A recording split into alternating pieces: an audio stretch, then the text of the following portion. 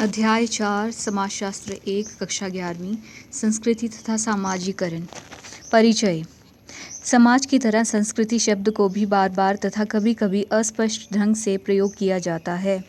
इस अध्याय में हम इसे स्पष्ट रूप से परिभाषित करने तथा इसके विभिन्न पक्षों का मूल्यांकन करने का प्रयास किया गया है। रोज़मर्रा की बातों में संस्कृति कला तक सीमित है अथवा कुछ वर्गों या यहाँ तक कि देशों की जीवन शैली की तरफ संकेत करती है। समाजशास्त्री एवं मानव विज्ञानी उन सामाजिक संदर्भों का अध्ययन करते हैं जिनमें संस्कृति विद्यमान है। वे संस्कृति को अलग से लेकर इसके विभिन्न पक्षों के बीच संबंधों को जानने का प्रयास करते हैं। जिस प्रकार से अनजानी जगह या प्रदेश का पता लगाने के लिए एक मानचित्र की आवश्यकता होती है, उसी तरह से समाज में व्यवहार करने के लिए आपको संस्कृति की आवश्यकता होती है। संस्कृति एक सामान्य समझ है जिसको समाज में अन्य व्यक्तियों के साथ सामाजिक अंतःक्रिया के माध्यम से सीखा तथा विकसित किया जा सकता है। किसी भी समूह की आपसी सामान्य समझ इसे अन्य से अलग करती है तथा इसे एक पहचान प्रदान करती है। लेकिन संस्कृति कभी भी परिष्कृत उत्पाद नहीं होती। ये सदा परिवर्तनशील तथा विकसित रहती है। इसके तत्व लगातार जुड़ते, घटते, विस्तारित, संकुचित तथा पुनः व्यवस्थित होते रहते हैं। इसके फलस्वरूप संस्कृतियाँ प्रकार्यात्मक इकाई के रूप में गतिशील रहती हैं। व्यक्तियों की अन्य व्यक्तियों के साथ सामान्य समझ विकसित करने तथा विभिन्न चिन्हों तथा विभिन्न संकेतों से वही समझ अर्थ ग्रहण करने की क्षमता ही मानव को अन्य प्राणियों से अलग करती है। अर्थ का सृजन सामाजिक सद्गुण है जिसे हम परिवारों, समूहों तथा समुदायों में अन्य व्यक्तियों के साथ रहकर सीखते हैं। हम परिवार के सदस्यों, मित्रों तथा साथियों के साथ विभिन्न सामाजिक परिवेशों में अंतःक्रिया द्वारा विभिन्न साधनों तथा तकनीकों के साथ साथ अभौतिक चिन्हों तथा संकेतों का प्रयोग करना सीखते हैं। इनमें से अधिकांश ज्ञान की जानकारी हमें व्यवस्थित ढंग से मौखिक रूप से या किताबों के माध्यम से प्राप्त होती है। शब्द तथा चेहरे के हाव भाव बातचीत में अर्थ संप्रेषित करते हैं। इस सीखने की प्रक्रिया से हमें समाज में अपनी भूमिका तथा उत्तरदायित्वों को पूरा करने में सहायता मिलती है। 1. परिवार में हम प्रारंभिक समाजीकरण को सीखते हैं, जबकि स्कूल तथा अन्य संस्थाओं में द्वितीयक समाजीकरण होता है। विविध परिवेश विभिन्न संस्कृतियों पर चर्चा करते हैं। मनुष्य विभिन्न प्राकृतिक परिवेशों जैसे पहाड़ों तथा मैदानों, जंगलों तथा स्वच्छ स्थलों, रेगिस्तानों तथा नदी घाटियों, द्वीपों तथा मुख्य भूमि में रहते हैं। वह विभिन्न सामाजिक संस्थानों जैसे कि गांवों, कस्बों तथा शहरों में भी रहते हैं। विभिन्न वातावरणों में प्राकृतिक तथा सामाजिक स्थितियों का सामना करने के लिए व्यक्ति विभिन्न नीतियाँ अपनाते हैं। इससे जीवन जीने के विभिन्न तरीकों या संस्कृतियों का विकास होता है। भारत में तमिलनाडु तथा केरल के समुद्री किनारे के साथ साथ अंडमान तथा निकोबार द्वीप समूह के कुछ भागों को प्रभावित करने वाले 26 दिसंबर 2004 को आए सुनामी के विध्वंस के दौरान अपनाई गई सुरक्षा की तकनीकों में विषमताएं इसका प्रमाण थी। मुख्य भूमि तथा द्वीपों के लोग आधुनिक जीवन शैली अपना रहे हैं। इन द्वीपों के मछुआरे तथा सेवा कार्मिक सचेत नहीं थे तथा इन्होंने अत्यधिक विध्वंस को सहन किया है और इसमें अनेक लोगों ने जान गंवाई। दूसरी ओर द्वीपों में रहने वाली आदिम जनजातियों ने, जैसे कि ओंगे, जारवा, ग्रेट अंडमानी और शोम्पेन, जिनकी आधुनिक विज्ञान तथा तकनीक तक पहुँच नहीं है, अपनी अनुभवी जानकारी के आधार पर आपदा का पूर्वानुमान लगा लिया तथा ऊंचाई वाले स्थानों पर जाकर अपना बचाव कर लिया। इससे पता चल सकता है कि आधुनिक विज्ञान तथा तकनीक तक पहुंच होने से आधुनिक संस्कृति द्वीपों में रहने वाली जनजातियों की संस्कृति से बेहतर नहीं हो जाती। अतः संस्कृतियों को श्रेणीबद्ध नहीं किया जा सकता, परंतु प्रकृति द्वारा आरोपित दबावों का सामना करने की इनकी पर्याप्त या अपर्याप्त योग्यता के आधार पर इन्हें जांचा जरूर जा सकता है। संस्कृति की परिभाषा। सामान्यतः इस पर चर्चा करते हैं। सामान्यतया संस्कृति शब्द का प्रयोग शास्त्रीय संगीत, नृत्य तथा चित्रकला में परिष्कृत रुचि का ज्ञान प्राप्त करने के संदर्भ में किया जाता है।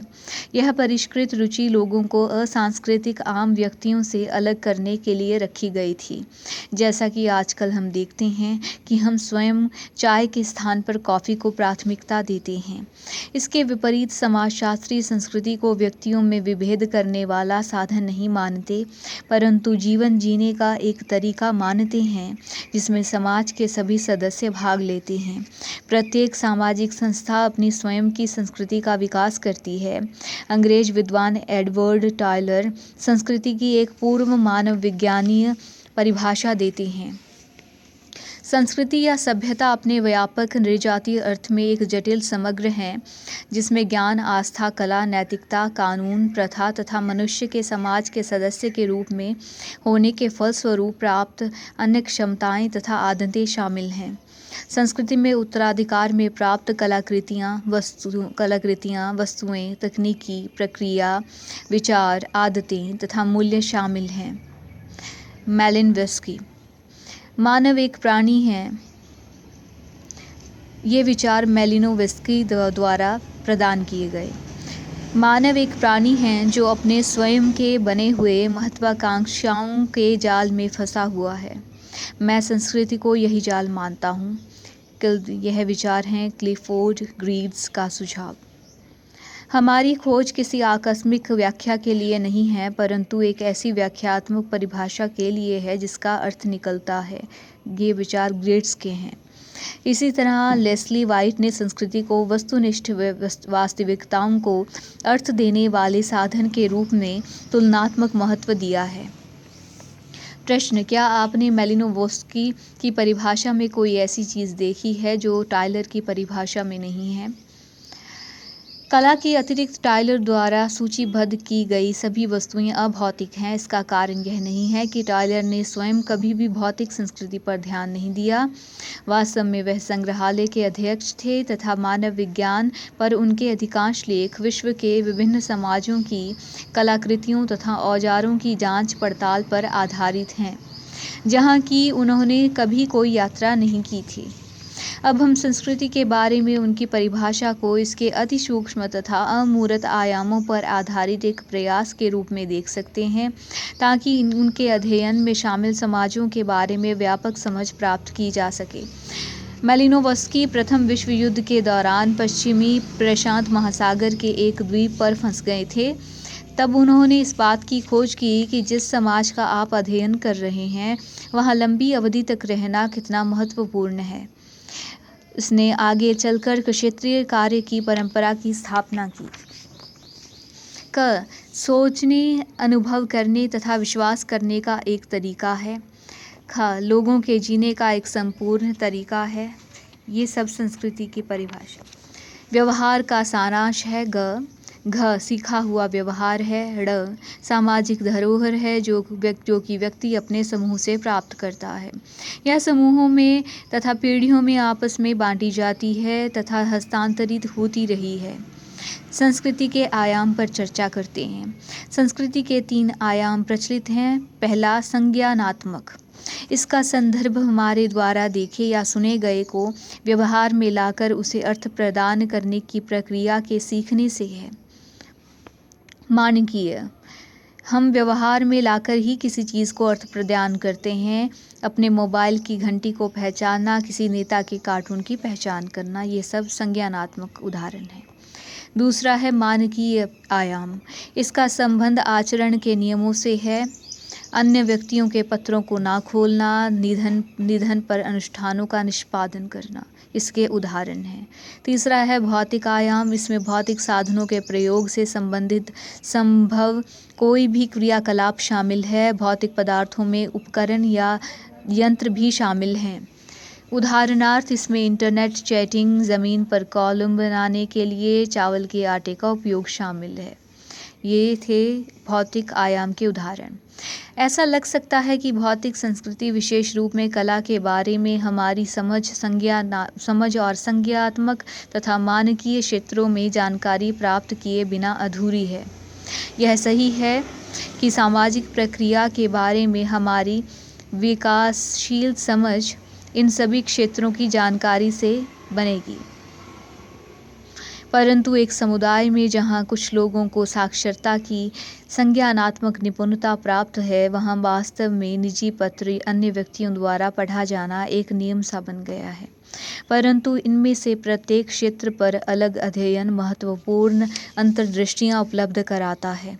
संस्कृति के संज्ञानात्मक पक्ष। किसी भी व्यक्ति द्वारा अपनी संस्कृति के संज्ञानात्मक पक्ष की पहचान इसी संस्कृति के भौतिक पक्ष जो कि वास्तविक या दिखाई देने वाले या सुनाई देने वाले हैं तथा इसके मानकीय पक्ष जो कि सुस्पष्ट दिए गए हैं की पहचान की तुलना में कठिन होता है। संज्ञान का संबंध समझ से है। अपने वातावरण से प्राप्त होने वाली समस्त सूचना का हम कैसे उपयोग करते हैं। साक्षर समाजों में विचार किताबों तथा दस्तावेजों में दिए होते हैं जो पुस्तकालयों, संस्थाओं या संग्रहालयों में सुरक्षित रखी जाती हैं, लेकिन निरक्षर समाजों में दंत कथाएँ या जनश्रुतियाँ याददाश्त में रहती हैं तथा मौखिक रूप में हस्तांतरित की जाती हैं। वहाँ मौखिक परंपरा के विशेषज्ञ होते हैं जिन्हें अनुष्ठानों या उत्सवों के अवसर पर यह सब सुनाने तथा याद रखने का प्रशिक्षण दिया जाता है। ऐतिहासिक तौर पर हमारे जैसे समाजों में साक्षरता केवल अधिक सुविधा प्राप्त व्यक्तियों को ही उपलब्ध हुई है। समाजशास्त्रीय अध्ययनों का प्रायः इस बात की खोज में से सरोकार रहा है कि जिन परिवारों में कोई भी व्यक्ति कभी स्कूल नहीं गया हो, उनके जीवन के लिए साक्षरता को कैसे प्रासंगिक बनाया जाए। इससे अप्रत्याशित उत्तर भी प्राप्त हो सकते हैं, जैसे कि एक सब्जी विक्रेता पूछता है कि उसको वर्ण अक्षर जानने की क्या आवश्यकता है, जबकि वह दिमाग से गणना कर सकता है कि उसके ग्राहक को उसे क्या देना है। समकालीन विश्व हमें अत्यधिक रूप से लिखित, श्रव्य एवं दृश्य ऑडियो विजुअल रिकॉर्ड पर विश्वास करने की छूट देता है। तथापि भारतीय शास्त्रीय संगीत के विद्यार्थियों को अभी भी उनके द्वारा प्राप्त ज्ञान को याद रखने के लिए कहा जाता है और इसे लिखने के लिए हस्तोत्साहित किया जाता है। हमें अभी भी इलेक्ट्रॉनिक साधनों, विविध माध्यमों, मोबाइल तथा इंटरनेट के प्रभावों को पूरी जानकारी नहीं है। प्रश्न: क्या आप सोचते हैं कि ये नई प्रणालियाँ हमारी एकाग्रता की अवधि तथा संज्ञानात्मक संस्कृति पर प्रभाव डालती हैं? अगला, संस्कृति के मानकीय पक्ष पर चर्चा करते हैं। मानकीय पक्ष में लोक रीतियाँ, लोकाचार, प्रथाएँ, परिपाटियाँ, रिवाज तथा कानून शामिल हैं। यह मूल्य या नियम ही हैं जो विभिन्न संदर्भों में सामाजिक व्यवहार को दिशा निर्देश देते हैं। समाजीकरण के परिणाम स्वरूप हम प्रायः सामाजिक मानकों का अनुसरण करते हैं क्योंकि हम वैसा करने के आदी होते हैं। सभी सामाजिक मानकों के साथ स्वीकृतियाँ होती हैं जो कि अनुरूपता को बढ़ावा देती हैं। मानदंड अस्पष्ट नियम हैं जबकि कानून स्पष्ट नियम हैं। कानून सरकार द्वारा नियम या सिद्धांत के रूप में परिभाषित औपचारिक स्वीकृति हैं जिसका पालन नागरिकों को अवश्य करना चाहिए। ये पूरे समाज पर लागू होते हैं तथा कानून का उल्लंघन करने पर जुर्माना तथा सज़ा हो सकती है। यदि आपके घर में बच्चों को सूर्यास्त के बाद घर से बाहर जाने की अनुमति नहीं है तो यह एक मानक है। यह केवल आपके परिवार के लिए है तथा सभी परिवारों पर लागू नहीं हो सकता। हालांकि यदि आपको किसी दूसरे के घर से सोने की चेन चुराते हुए पकड़ा जाए तो आपने सार्वभौमिक रूप से स्वीकृत निजी संपत्ति के कानून का उल्लंघन किया है तथा इसके लिए आपको जांच के बाद सज़ा के रूप में जेल भेजा जा सकता है। कानून जो राज्य की सत्ता से बनते हैं वे स्वीकार्य व्यवहार की सबसे अधिक औपचारिक परिभाषा हैं। जहाँ विभिन्न स्कूल विद्यार्थियों के लिए विभिन्न मानक बनाते हैं, वहीं कानून उन सभी पर लागू होता है जो राज्य की सत्ता को स्वीकार करते हैं। कानून के विपरीत मानक परिस्थिति अनुसार बदल सकते हैं। समाज के प्रभुत्वशाली हिस्से प्रभुता वाले मानक लागू करते हैं। अक्सर ये मानक भेदभावपूर्ण होते हैं। उदाहरण के लिए ऐसे मानक जो दलितों को समान कुएं या यहाँ तक कि पानी के समान स्रोत से पानी पीने की या औरतों को सार्वजनिक स्थानों पर स्वतंत्रतापूर्वक घूमने की अनुमति नहीं देते। अगला है संस्कृति के भौतिक पक्ष पर चर्चा करते हैं। भौतिक पक्ष औजारों, तकनीकों, यंत्रों, भवनों तथा यातायात के साधनों के साथ साथ उत्पादन तथा संप्रेषण के उपकरणों से संदर्भित हैं। नगरीय क्षेत्रों में चालित फोन, वादक यंत्रों, कारों तथा बसों, एटीएम, रेफ्रिजरेटरों तथा संगणकों का दैनिक जीवन में व्यापक प्रयोग तकनीक पर निर्भरता को दर्शाता है। यहाँ तक कि ग्रामीण क्षेत्रों में ट्रांजिस्टर रेडियो का प्रयोग या उत्पादन बढ़ाने के लिए, सिंचाई के लिए, ज़मीन के नीचे से पानी ऊपर उठाने के लिए इलेक्ट्रिक मोटर पंपों का प्रयोग तकनीकी उपकरणों को अपनाए जाने को दर्शाता है। सारांश में संस्कृति के दो सैद्धांतिक आयाम हैं, भौतिक तथा अभौतिक। जहाँ संरचनात्मक तथा मानकीय पक्ष अभौतिक है, वहीं भौतिक आयाम उत्पादन बढ़ाने तथा जीवन स्तर को ऊपर उठाने के लिए महत्वपूर्ण है। संस्कृति के एकीकृत कार्यों हेतु भौतिक तथा अभौतिक आयामों को एकजुट होकर कार्य करना चाहिए, परंतु जब भौतिक या तकनीकी आयाम तेजी से बदलते हैं तो मूल्यों तथा मानकों की दृष्टि से अभौतिक पक्ष पिछड़ सकते हैं। इससे संस्कृति के पिछड़ने की स्थिति उत्पन्न हो सकती है। अब जब अभौतिक आयाम तकनीकी विकास के साथ तालमेल बैठाने में असक्षम हों। संस्कृति तथा पहचान विरासत में नहीं मिलती, अपितु यह व्यक्ति तथा समाज को इनके दूसरे व्यक्तियों के साथ संबंधों से प्राप्त होती है। व्यक्ति को उसके द्वारा अदा की गई सामाजिक भूमिका ही पहचान प्रदान करती है। आधुनिक समाज में प्रत्येक व्यक्ति बहुविध भूमिकाएं अदा करता है। उदाहरणार्थ, परिवार में व्यक्ति माता पिता या एक बच्चा हो सकता है, परंतु प्रत्येक विशेष भूमिका के लिए निश्चित उत्तरदायित्व तथा शक्तियाँ होती हैं। भूमिकाओं को प्रभावी बनाना पर्याप्त नहीं होता, इन्हें पहचान तथा मान्यता प्राप्त होनी चाहिए। ऐसा प्रायः भूमिका अदा करने वाले व्यक्तियों द्वारा प्रयुक्त की जाने वाली भाषा को मान्यता देकर किया जा सकता है। स्कूलों में विद्यार्थियों के पास अपने अध्यापकों, अन्य विद्यार्थियों तथा कक्षा में प्रदर्शनों का उल्लेख करने का अपना तरीका होता है। इस भाषा के सृजन द्वारा, जिसमें कुछ कूट अर्थ भी होते हैं, छिपे हुए अर्थ, कोडेड अर्थ, वे अर्थों और उनके महत्व का अपना संसार बनाते हैं। स्त्रियां भी अपनी भाषा बनाने के लिए प्रसिद्ध हैं, जिसके द्वारा वे अपना निजी समय प्राप्त कर लेती हैं, जो कि पुरुषों के नियंत्रण से बाहर होता है। विशेष रूप से ग्रामीण क्षेत्रों में तालाब में स्नान करते समय तथा नगरीय क्षेत्रों में छतों पर कपड़े सुखाते समय एकत्रित होकर।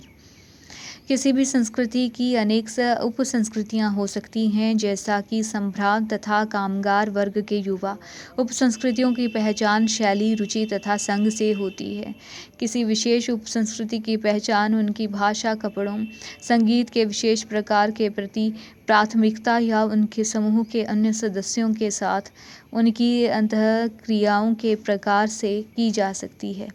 उप संस्कृति समूह एक संबंध इकाई के रूप में भी कार्य कर सकती है, जो समूह के सदस्यों को पहचान देता है। ऐसे समूहों में नेता तथा अनुयायी हो सकते हैं, परंतु समूह के सदस्य समूह के उद्देश्यों से वचनबद्ध होते हैं तथा इकट्ठे होकर उन उद्देश्यों की प्राप्ति के लिए कार्य करते हैं। उदाहरण के लिए, आस पड़ोस के युवा सदस्य क्लब बना सकते हैं ताकि अपने आप को खेलों तथा अन्य संरचनात्मक कार्यों में व्यस्त रखा जा सके। ऐसे कार्यों से सदस्यों की समाज में सकारात्मक छवि बनती है। इससे सदस्यों को अपनी छवि सकारात्मक बनाने में ही सहायता नहीं मिलती, अपितु इससे अपने कार्यों को और बेहतर ढंग से करने की प्रेरणा भी मिलती है। समूह के रूप में उनकी पहचान में रूपांतरण होता है। समूह अपने को अन्य समूहों से अलग करने में सक्षम है और इस तरह आस पड़ोस में स्वीकृति तथा मान्यता द्वारा अपनी पहचान बनाता है। नृजाति केंद्रवाद पर चर्चा करते हैं। जब संस्कृतियां एक दूसरे के संपर्क में आती हैं, तभी नृजाति केंद्रवाद की उत्पत्ति होती है। नृजाति केंद्रवाद से आशय अपने सांस्कृतिक मूल्यों का अन्य संस्कृति संस्कृतियों के लोगों के व्यवहार तथा आस्थाओं का मूल्यांकन करने के लिए प्रयोग करने से है। इसका अर्थ है कि जिन सांस्कृतिक मूल्यों को मानदंड या मानक के रूप में प्रदर्शित किया गया था, उन्हें अन्य संस्कृतियों की आस्थाओं तथा मूल्यों से श्रेष्ठ माना जाता है। नृजाति केंद्रवाद विश्व नागरिकतावाद के विपरीत है, जो कि अन्य संस्कृतियों को उनके अंतर के कारण महत्व देती है। विश्व बंधुता पर्यवेक्षण ऑब्जर्वेशन में व्यक्ति अन्य व्यक्तियों के मूल्यों तथा आस्थाओं का मूल्यांकन अपने मूल्यों तथा आस्थाओं के अनुसार नहीं करता।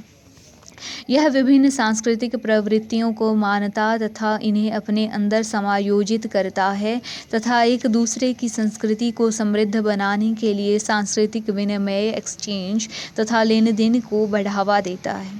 विदेशी शब्दों को लगातार अपनी शब्दावली में शामिल करके अंग्रेजी भाषा अंतर्राष्ट्रीय संप्रेषण का मुख्य साधन बनकर उभरी है। पुनः हिंदी फिल्मों के संगीत की लोकप्रियता को पाश्चात्य पॉप संगीत तथा साथ ही भारतीय लोकगीतों की विभिन्न परंपराओं तथा भंगड़ा और गज़ल जैसे अर्धशास्त्रीय संगीत से ली गई देन का परिणाम मान सकते हैं। एक आधुनिक समाज सांस्कृतिक विभिन्नता का प्रशंसक होता है तथा बाहर से पड़ने वाले सांस्कृतिक प्रभावों के लिए अपने दरवाजे बंद नहीं करता, परंतु ऐसे सभी प्रभावों को सदैव इस प्रकार शामिल किया जाता है कि ये देशीय संस्कृति के तत्वों के साथ मिल सकें।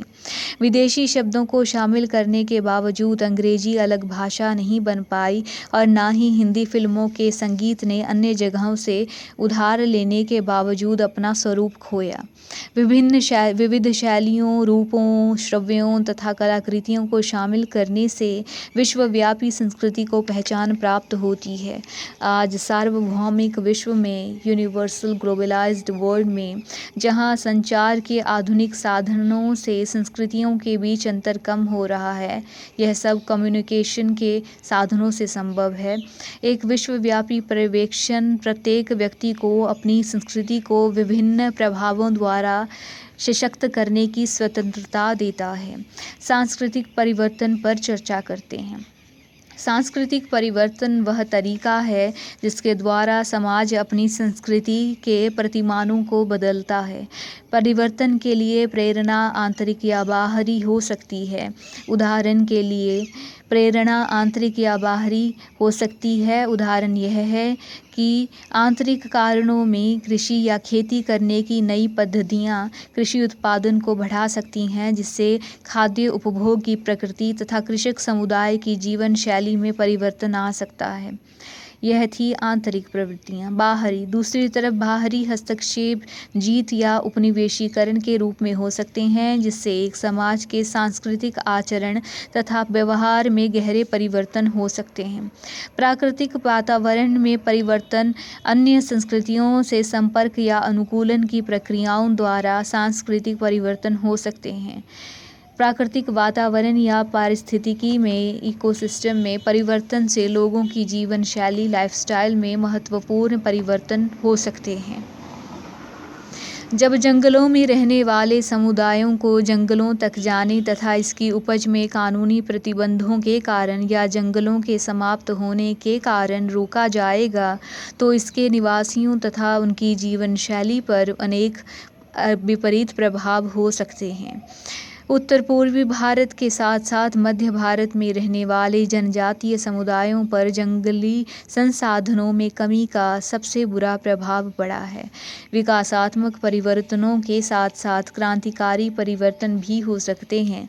जब किसी संस्कृति में तीव्रता से बदलाव आता है और इसके मूल्यों तथा अर्थकारी व्यवस्थाओं में महत्वपूर्ण परिवर्तन होते हैं, तभी क्रांतिकारी परिवर्तन होते हैं।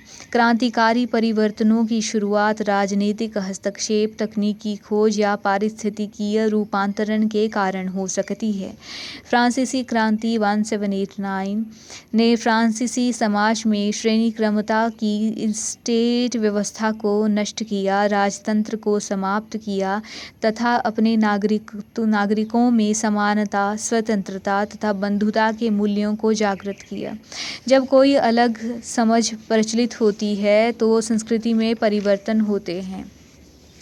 हाल के वर्षों में प्रचार तंत्र इलेक्ट्रॉनिक तथा मुद्रण दोनों में आश्चर्यजनक विस्तार हुआ है। प्रश्न: क्या आप सोचते हैं कि प्रचार तंत्र ने विकासात्मक या क्रांतिकारी परिवर्तन किए हैं?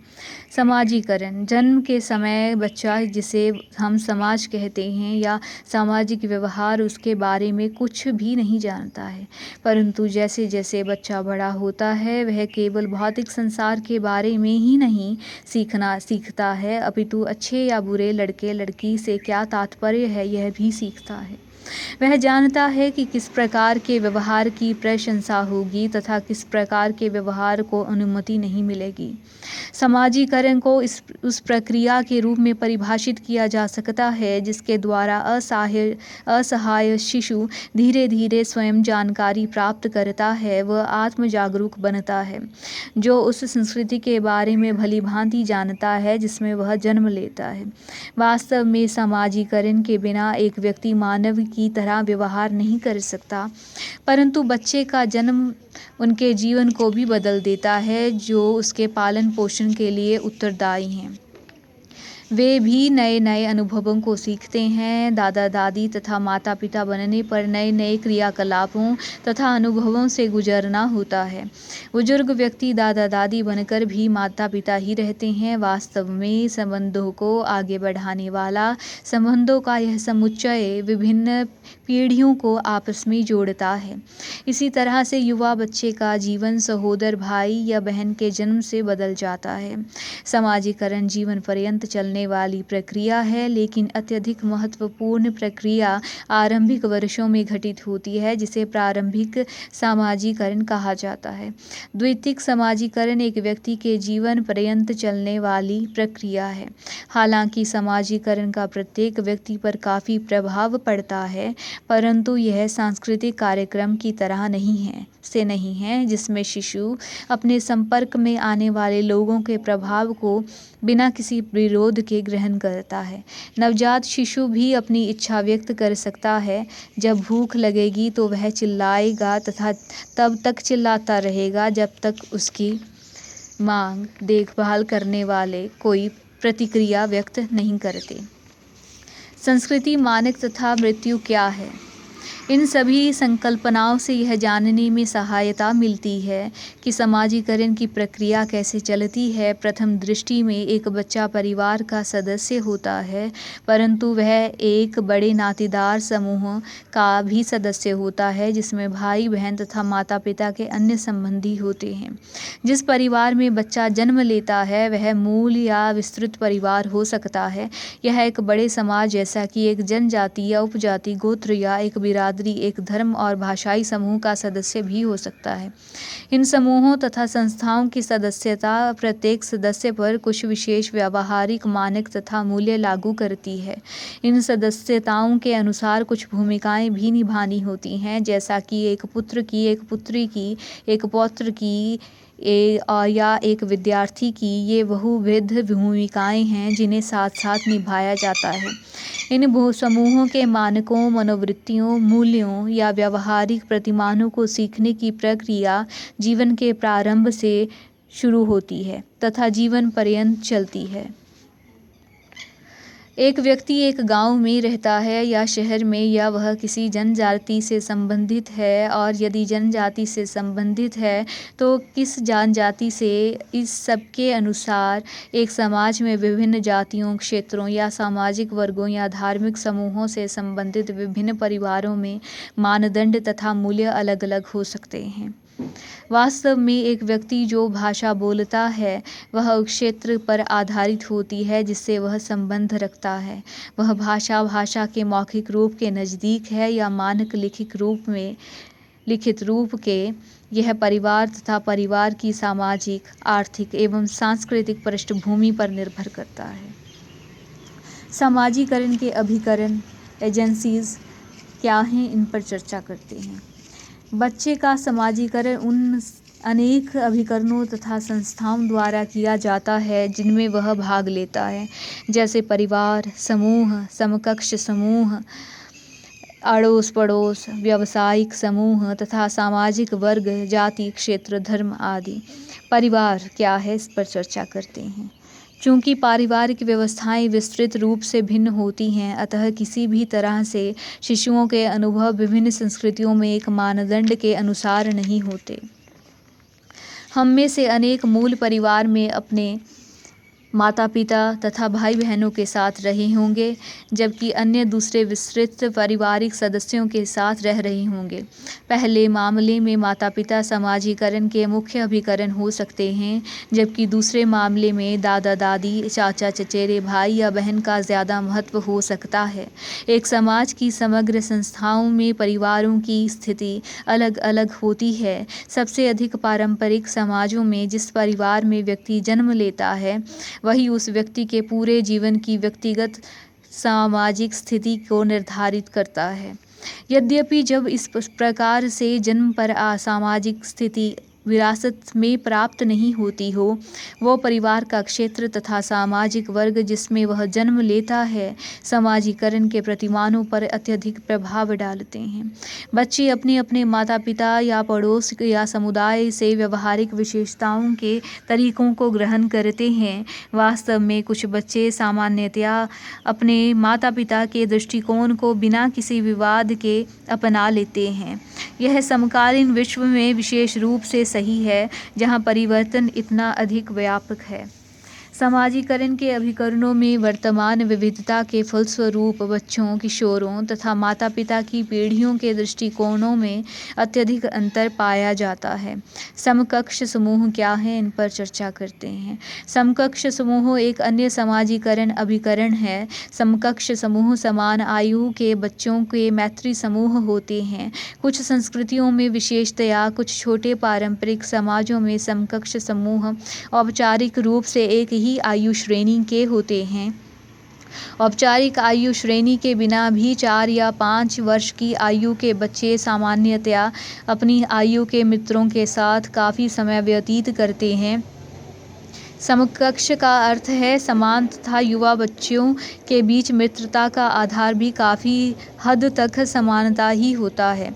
एक प्रभावशाली या शारीरिक रूप से स्वस्थ बच्चा अन्य बच्चों पर प्रभुत्व जमाने का प्रयास कर सकता है, तथापि पारिवारिक स्थितियों में विरासत में मिली निर्भरता की तुलना में समकक्ष समूहों में लेन देन अधिक होता है।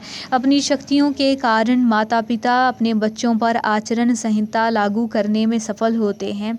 इसके विपरीत समकक्ष समूहों में एक बच्चा विभिन्न प्रकार की अंतःक्रियाओं की खोज करता है, जिसके दायरे में व्यवहार के नियमों को जांचा जा सकता है तथा उनके बारे में और अधिक जानकारी प्राप्त की जा सकती है।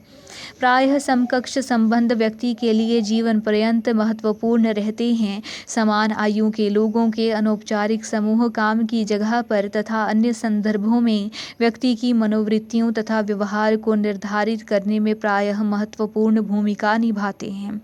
विद्यालय क्या है, इस पर चर्चा करते हैं। विद्यालय एक औपचारिक संगठन है। यहाँ पढ़ाए जाने वाले विषयों की एक निश्चित पाठ्यचर्या होती है, तथापि स्कूल भी एक हद तक समाजीकरण के अभिकरण होते हैं। कुछ समाजशास्त्रियों के अनुसार औपचारिक पाठ्यक्रम के साथ साथ बच्चों को सिखाने के लिए कुछ अप्रत्यक्ष पाठ्यक्रम भी होता है। भारत तथा दक्षिण अफ्रीका में कुछ ऐसे स्कूल हैं जहां लड़कों से कभी कभार परंतु लड़कियों से हमेशा अपने कमरे साफ करने की आशा की जाती है। कुछ स्कूलों में इसके समाधान के लिए प्रयास किए जाते हैं, जिसके तहत लड़कों तथा लड़कियों से ऐसे काम करने को कहा जाता है जिनके बारे में सामान्यतया उनसे आशा नहीं की जाती। प्रश्न: क्या आप ऐसे उदाहरणों पर विचार कर सकते हैं जो दोनों प्रकार की प्रवृत्तियों पर प्रकाश डालती हों? जन माध्यम पर चर्चा करते हैं। जन माध्यम हमारे दैनिक जीवन का एक अनिवार्य हिस्सा बन चुके हैं। आज इलेक्ट्रॉनिक माध्यम जैसा कि दूरदर्शन का विस्तार हो रहा है। मुद्रण माध्यम का महत्व भी लगातार बढ़ा हुआ है। प्रिंटिंग का भारत में 19वीं शताब्दी में मुद्रित माध्यम के आरंभिक वर्षों में भी अनेक भाषाओं में आचरण पुस्तकें काफ़ी लोकप्रिय थीं, जिनमें यह बताया जाता था कि महिलाएं एक अच्छी गृहिणी कि महिलाएं एक अच्छी गृहिणी तथा अच्छी पत्नी कैसे बन सकती हैं। जन माध्यमों के द्वारा सूचना ज़्यादा लोकतांत्रिक ढंग से पहुंचाई जा सकती है। इलेक्ट्रॉनिक संचार एक ऐसा माध्यम है जो ऐसे गांव में भी पहुंच सकता है जो ना तो सड़कों द्वारा अन्य क्षेत्रों से जुड़े हैं और ना ही वहां साक्षरता केंद्र स्थापित हुए हैं।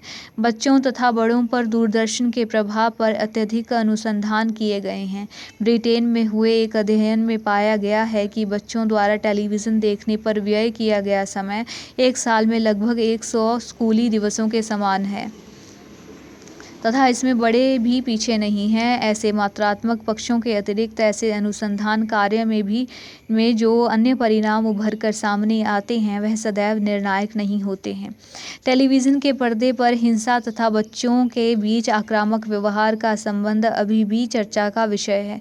यदि कोई व्यक्ति लोगों पर जन माध्यमों के प्रभाव का पता नहीं लगा सकता तो प्रभाव की मात्रा, जानकारी तथा अपने क्षेत्र से दूरस्थ क्षेत्रों के अनुभव के बारे में पता लगाया जा सकता है। भारतीय दूरदर्शन के धारावाहिकों तथा फिल्म के काफ़ी दर्शक नाइजीरिया, अफ़गानिस्तान तथा तिब्बत के प्रवासी हैं। महाभारत का अनुवाद करके ताशकंद में प्रसारित किया गया, परंतु इसे बिना अनुवाद किए लंदन में उन बच्चों द्वारा देखा गया जो केवल अंग्रेज़ी बोलते थे। अन्य सामाजिकरण अभिकरण। कुछ अन्य समूहों या सामाजिक परिस्थितियां हैं जहां व्यक्ति अन्य सामाजिकरण अभिकरणों पर चर्चा करते हैं। कुछ अन्य समूह या सामाजिक परिस्थितियां हैं जहां व्यक्ति अपने जीवन का काफ़ी समय व्यतीत करते हैं। सभी संस्कृतियों में कार्यस्थल एक ऐसा महत्वपूर्ण स्थान है जहां समाजीकरण की प्रक्रिया चलती है। यद्यपि ऐसा औद्योगिक समाजों में ही है जहां काफ़ी संख्या में लोग काम करने जाते हैं, अर्थात हर रोज़ घर से काफ़ी हद तक अलग स्थानों पर कार्य के लिए जाना। पारंपरिक समुदायों में अनेक लोग अपने रहने के स्थान के निकट ही जमीन जोतते हैं या उनकी कार्यशालाएं उनके निवास स्थानों में होती हैं। समाजीकरण तथा व्यक्तिगत स्वतंत्रता पर चर्चा करते हैं। यह शायद सही है कि सामान्य परिस्थितियों में समाजीकरण लोगों को कभी भी अनुरूपता तक नहीं ला सकता। संघर्ष को अनेक कारण बढ़ावा देते हैं। समाजीकरण के अभिकरणों, विद्यालय तथा घर तथा समकक्ष समूहों के बीच संघर्ष हो सकते हैं। तथापि जिस सांस्कृतिक परिवेश में हम जन्म लेते हैं तथा परिपक्व होते हैं उसका हमारे व्यवहार पर इतना अधिक प्रभाव पड़ता है मानो हमारी किसी भी व्यक्तिगत स्वतंत्रता या इच्छा को छीन लिया गया हो। ऐसा विचार मूलतः गलत है। तथ्य यह है कि जन्म से मृत्यु तक हम अन्य व्यक्तियों के साथ अंतःक्रियाओं के द्वारा अपने व्यक्तित्व, अपने मूल्यों तथा अपने व्यवहार को निखारने में संलग्न रहते हैं। अतः समाजीकरण भी हमारे व्यक्तित्व तथा स्वतंत्रता के मूल में है। समाजीकरण के दौरान हम में से प्रत्येक में स्वयं की पहचान की भावना तथा स्वतंत्र विचारों एवं कार्यों के लिए क्षमता विकसित होती है। धन्यवाद।